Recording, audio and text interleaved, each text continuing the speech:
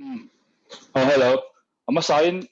sharing tura minlo soma and tienten minlo rote here. I'm sign in the vine na you can Zofate show to the in the vine lom tu. Kasoi dua. En pocket in my Bible verse claim zong chirve dua English ngo chirmenga all some zo English here. Proverbs chapter 30 verse 7 to 9. Tika. Two things I ask of you, Lord. Do not refuse me before I die. Keep falsehood and lies far from me. Give me neither poverty nor riches, but give me only my daily bread. Otherwise, I may have too much and disown you and say, who is the Lord? Or I may become poor and steal and so dishonor the name of my God. Tika karon sia dua. Don't try to atolaba. Don't try to make taila. Nia kema he kalau introduce về sim simanga mitam takpon min skalo mai thaya kema he coming pum to Isaac Vanrosanga kania British Army tu na hen trang lai mek kania kum kwa ai tam set kan trang ve to tu na corporal angin rank tun ko ma section commander angin kema hi UK lama omlo yen Germany lama te Cyprus lama te base searcher kani wang hin Inkhawmah te po hi karon kalvak thailo zoka tuna tak hian ma se Mizoram ma ko meka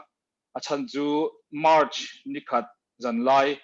khan kapai min bawral sanawangin e compassionate leave khan ka ho chawanga ya chu ka ho chaw chu tian karthum chol tura ka ho chaw ka e ami COVID-19 pandemic awanghen tun thleng hi kala phata ania e tam tak chu min shet pui po ka ringa min lo chan message te call tang rang sa ka donga in nen rang pon kalom emewa tuna po hian sharing minon titura minon ti po hian so tur fak chu khelo ma se ki ma testimony le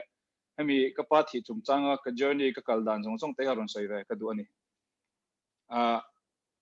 ama sabering ka soin khan kapa kha march ni khat zanlai khan bawrala heart attack pang khan bawrala chu tiang lai chuan February khan ke ni hi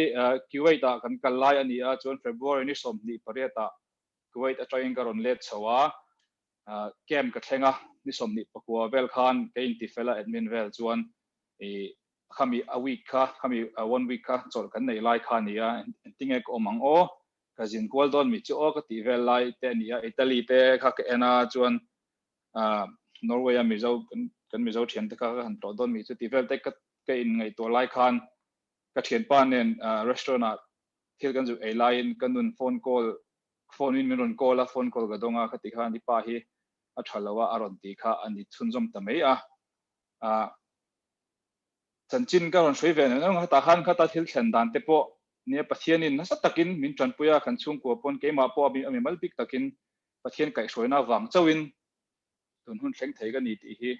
min shetu tam tak chuan in hrianga tuna ka pa min bawra san te po hi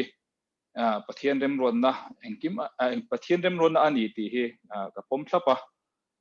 ka ho chho dan te po chu ka thian panena kan chu minun kol chu ka ho chho nga la kemba kan boy nak ka ho chho dan tur ve kan boy pui nak dan te pon pathian min pui na sa emema thian thatak tak te min pe a min ngai sak tak tak te min boy pui na sa lom emema chuan thona ticket te kha ke ma poisa han kan book ve hal top a ma se a last minute em awang khan minun cancel sak le a chu te po chu an thian dang te ho kan biak khan welfare khai bm te kha minun te welfare te kha kan bi no ka thona te kha min en sak nok ka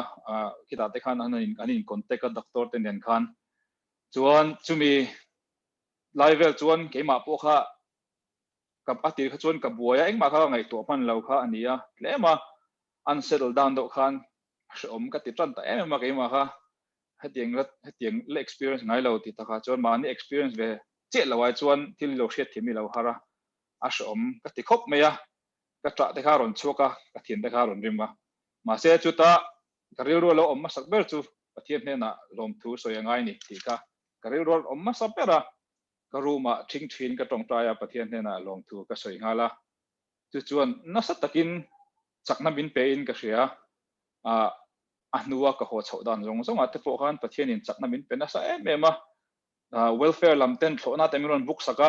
khami kha ke mani tan jan dar som vel ni ta chuan zandar som vel bon yang miron kollet khan thona min book saka ron ti khan atuk jing atang khan thlok chok ngal tur khan miron book sak ngal theita army welfare khan chu ting te po chu pathian rem rot na le min tong pai puina vek ania ka ho chho chung te po khan ka pa rong chu kan nang man lawa ma se min pui min kai shwaya airport ate po anin vuilai te pon video in game bia a hre oma ta po ka trap na sa ma se kan thian te kan unau te min tong pai sak na te pathian min kai shwai na zarin dam takin kan thleng chawa chutia ka thlen chho nu pon kar thum lek min pe a compassionate leave kha atlem than lawa ma se nu le pate me an boral chuan kar thum lek han om kha chu ka hre ve em ma ki ma po chu thlak te kha chu tenga te po chuan pathian hian rem hi alo rot zel ani ti kha ka sei dewa tuna po kar thum lek om tur kha thlani chuang kan om pha ta tuna te po hian thin te tam tak pon pathian nem rot na niang an ron te pathian dem rot na ani ti hi ka chenga pathian hian a po lom thu ka sei mol ani i kapa sim chan chen kan sei ve longa hi mani hi aizola chon college feng om kan nita UK hi 2009 na ron chukla chuan 2011 a ha army join kha kan nita kapa hi kum somruk pani mi ni in min bora san kha anita khami nikum Christmas ma che khan ka ho Christmas light kan chol thelo bang khan Christmas light ma che khan ka ho po kha Kolkata min thla kha check up kha kan nei nga la ta te po khan doctor khan a thla kha ti vek khan ya chutia kanin hosan chu kanin hung number chu ni ta chuan hatia an thleng le mai te poi shet thiam chu mi hring lama tang chuan a har em ma se pathian hian arem rot na lo le arem ti la lo chuan thil hi a thlen tir ngai lo ni ti hi atira mu thiam lo thin mai la anu ai chuan min non shil fe in shet thiam na te po min non pele thila ni ti te kha ka share ve duwa pathian rem rot na wanga ni ti hi ania ka pa hi khovelam ho sak na te khovelam ro puina te ngai na mi ngai sang le ngai na mi hi ani lo sim sima ama hi nun hlom tak fiam thu po du tak ania million ber atanga mi te berin an kom theya numan tia bula om te po aron ral tu te ron vui tu te han ngai to yen million le mi te thlengin anon kala kong sira chome zo ta thlengin anon kala heti te aro pui ve dang da aro pui ve pathian a choi moina ani in ka hria ting te po chu UK lama min pui tu tam tak an oma he ta kan thian te si pe pui ta rong song te ta leri te ta mi song song min lo tong trai pui na te chung te na po lom thu ka soi le mol du kan chung ko pon kan lok pui ka hria tan chu pathian thamon na le pathian om pui na lo chuan he khove lai chuan hlim na tak tak te thamon na tak tak te hi alo om lo ni ti hi a chiang le zola ke manuna po hian chu wang chuan lom thu ka ron hrile du bok cheu ni chu ka pa chan chin chu ni chu kar thum lek om tur kha kar thlani chuang ka om pha ta a tuna hian i ka chuk thlak le dan tur po hi ti ngai na wa khi lo om hri lawa domestic chu kar le tang hong tran do international flight an la flight si lawa chu ta te po chu nang ma ni min lo tong flight sak na te ka ngien du chewa kanun hi Christian nun ani in ka hria sipaya phei chon army a phei chon anti lai ma in thil hi all sam taka anti lotling te hi kan ei ve ngai lo ka tia engpo ti la course po kalila course a po military course ani mo educational course ani mo still sang course kalila all sam taka midang ten ring lo ten kan timang all sam taka nuam ti taka an pa zung thei te hi ke chu kan di velawa lom po ka loma kan ni lo hi har satna flem tal han to ka pathian hian ke mani ya hian kan ti thei to kan ni ti le kan chapo na tur hi a phal ngai lawa ama karin rina ama rinna kan ha ama karin ha reng hi adua ama kan nei ama tel lawa ho thing taka nom sa taka om hi alo rem ti lo ni ti hi phun voi khat chau ni lawin tam tak kan na min lan tir to chu wang chuan keta ka unau te ka thian te zong te na po hin ka share du tewa pathian hian khovel lo thin na te hi ke mai tan hin a ui reng lawa ma se apoi mo pra chuan ama kharin ha renga ama nge kan rin na oma ama hi kan tri reng hi adu ani ti hi ka share le du bokani ka soi tam lo nga e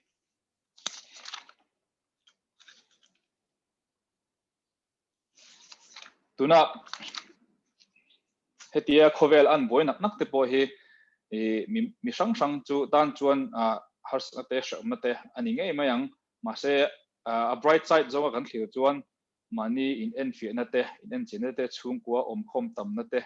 pathian thu chiar tam na te pathian tu ngai thlak tam na te opportunity ani ing ge ria pathian hian rem hi arwat chel ani ti hi mi zong tan pon chu chu karon cha duwa in chat sa po karinga a she omal lockdown te po mizoram a phei chon tuna hian an la lockdown chun jom zel kha nia thok khat lai pe ka chon in chhuat te khan phal lo kha nia a she ome ema ke ma phei chu fitness te activity sang te nom te chi kan ni bokse ina han om top kha om ga tia ma se pathian hian arem rot na hi alo ni zela ni ti hi alo lang zela kanuna po hian chapau thei kan ni lo ni ti hi kanuna po hian alanga lom kalom bokani military a po hian in shenga tuna kan mizo tam tak kan thalai kan tang thar te tang mek te pon kan shabe kanga a all ai lo ni military life le christian life te hi a in mil lo lek lek chang te po om thina ma se chu tinga po chuan ema nin kan taima ka ema nina kan ti ve fan inkhawm te po pe lo in chak lo thin mai la inkhawm ve fan te bible cher te po chak lo real thin mai la ti ve fan te hi lo poimo je chu pathian hian min hriat tir thawin karinga mi zong po in ni vek karinga i ke zofa military khelo po zir lai te thok tok zong te po kan na thona te kan lo buain kan lo ange khove lam tak te pon lo tin na te alo thei thina chu tinga kan tim khurna per tur chu pathian kan tria pathian kan rina pathian ka in nga tlat chun pathian hian aina sign emal min somdon ni ti hi ka soi karon soi du boka atop na bera chuan emana moto ang dowa kan nei ve hrim hrim thil karon soi ve duwa a thalai zolte tan pon point pali ania ta chuan suffering soinga always be proud of where you come from never be complacent of where you are and always have a vision to where you want to go but most importantly always trust in God ti hi ania chu tiang moto te chu ka kanun pui ka kalpui ve ema abikin ka pamin bor san tang phei chuan nun hi a hriat lawa tu ma hi dam reng tur kan ni lawa kan ti hun tur po kan hrelawa na nei lawa in thi san phok te hi atama ike Zofate po nu le pa u nau te lo te tam tak kanom to tinga te po chuan in tok trai puya emani nun thau in enfia pathian tria pathian kuta in nga zel hi kan tum tho don ne ti kha karon share ve du chu ni kan lo tong trai sok nge ol pa min mangai tu minom pumin kai soi tu tun hun ol pa min soi thlenga ike Zofate Inkhawmah hun thate min te ka wang hen lom thu kanon hri le che kan omna mun thawa te nangi min veng hima minom pumin kai soina kanon dila mun sang kan una kan chung khat leina tan te pon kan tong trai saka lim taka in mule na hun te po min sim sak karon dil cheni kami mal nun thawa har satna sang kan to na te nangman minom puin nangma kuta in ngata nangma thamon na kan chanjel thina tuin atharin min tom le chaula kan nuni nangma kuta in ngatharani tina olpa thlemate beina te tok thin maila nangma chu kan chakna ni ti hi kan rin helawa nangma kuta ke nga zel thina tuin nangma chakna le ompui khai soina in pe karon dil chuin heng zong hi ali so krista min karon diling kutiran lanin ken hatani amen lo me